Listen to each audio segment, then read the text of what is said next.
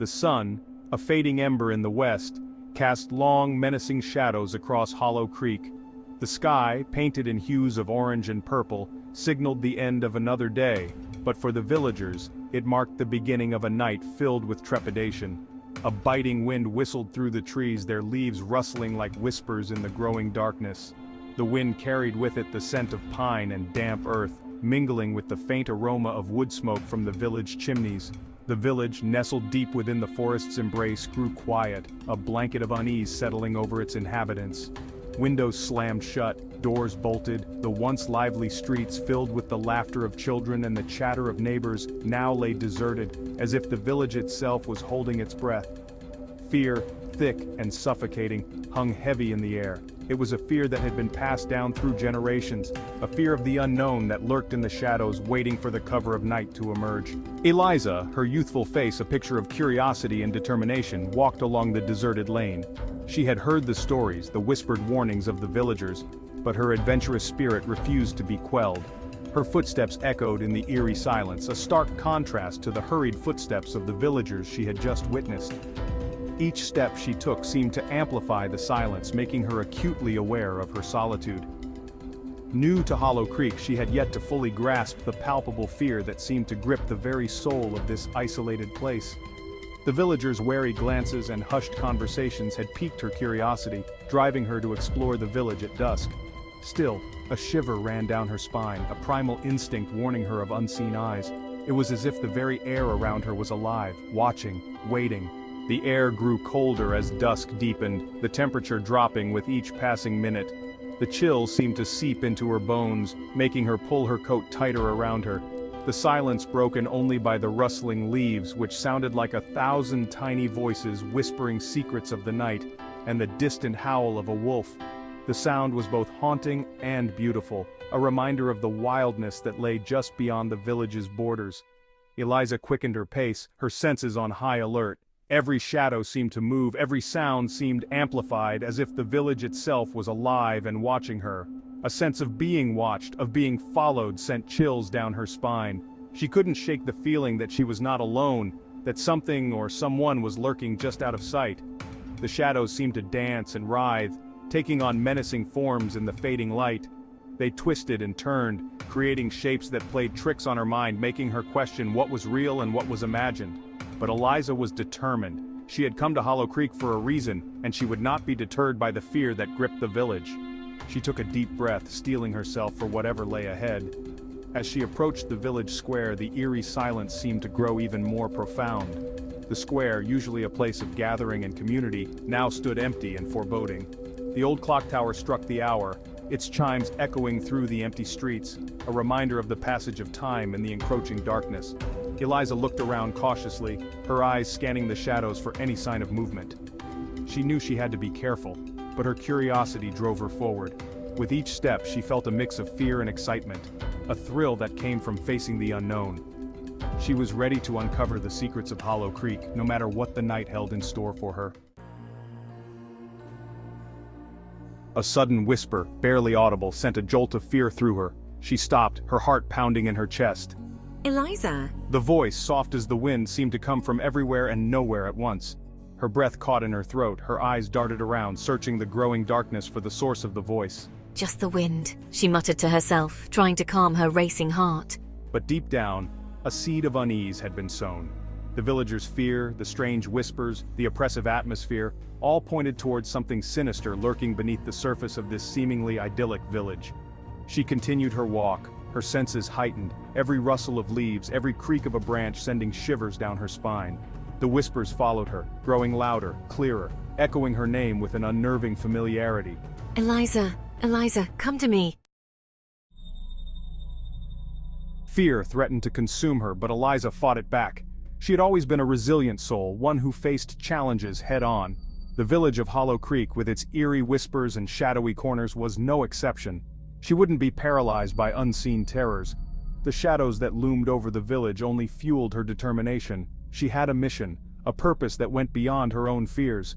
Her curiosity, always her driving force, now burned brighter than her fear. It was this insatiable curiosity that had led her to Hollow Creek in the first place.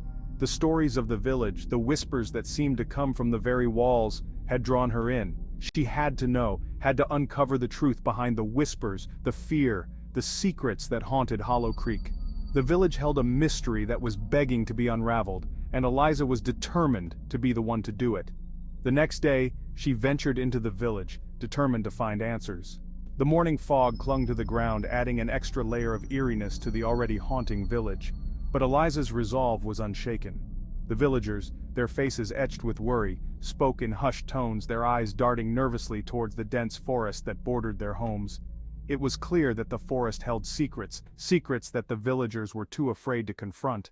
Eliza, ignoring their wary glances, approached a group of elderly women, their faces weathered by time and hardship. She knew that if anyone had answers, it would be them. They had lived through the village's darkest times and had seen things that others hadn't. The whispers, she began, her voice barely a tremor. The ones in the forest. What are they? She needed to know, needed to understand what was causing the fear that gripped the village. The ones in the forest. What are they? The question hung in the air, heavy with anticipation.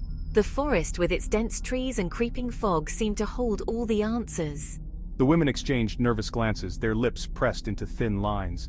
It was clear that they were reluctant to speak, that the memories of the past were too painful to revisit. One of them, her face a mask of fear, shook her head. The fear in her eyes was palpable, a reflection of the terror that had gripped the village for so long. It's best not to speak of such things, child. The words were a warning, a plea for Eliza to leave the past buried. But Eliza was not one to be easily deterred. Some secrets are best left buried. The words echoed in Eliza's mind, but she knew that she couldn't turn back now. The truth was out there, hidden in the shadows, and she was determined to find it, no matter the cost. But Eliza was not one to be deterred. She persisted, her questions growing more insistent. They say it's the spirit of a young woman, betrayed and murdered by her lover in the heart of the forest.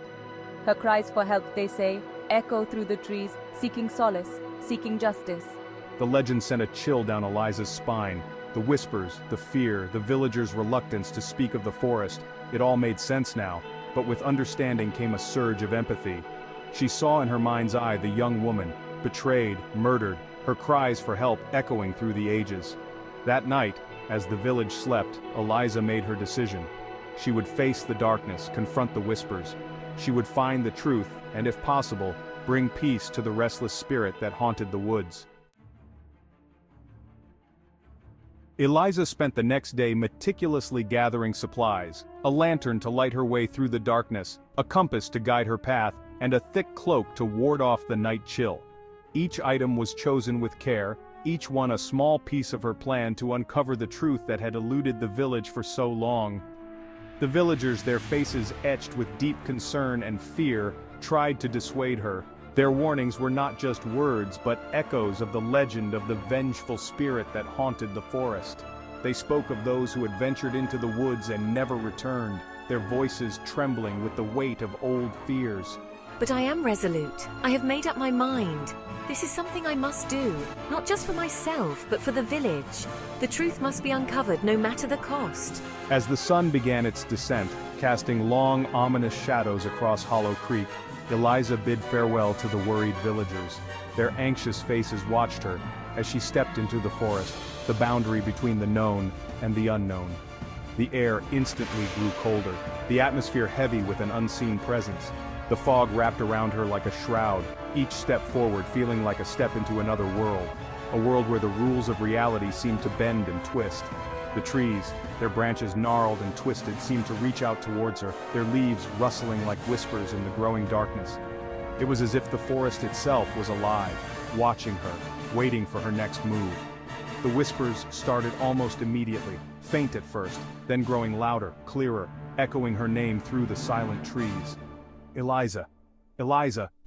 The sound was eerie, almost hypnotic, drawing her deeper into the forest. Eliza, Eliza, come closer. The voice was soft, almost gentle, but there was an underlying menace that sent chills down her spine. Fear, primal and instinctive, welled up within her, but she pressed on, her resolve hardening with each step. She knew that turning back was not an option. The truth she sought was somewhere in this forest, and she was determined to find it, no matter what awaited her in the shadows.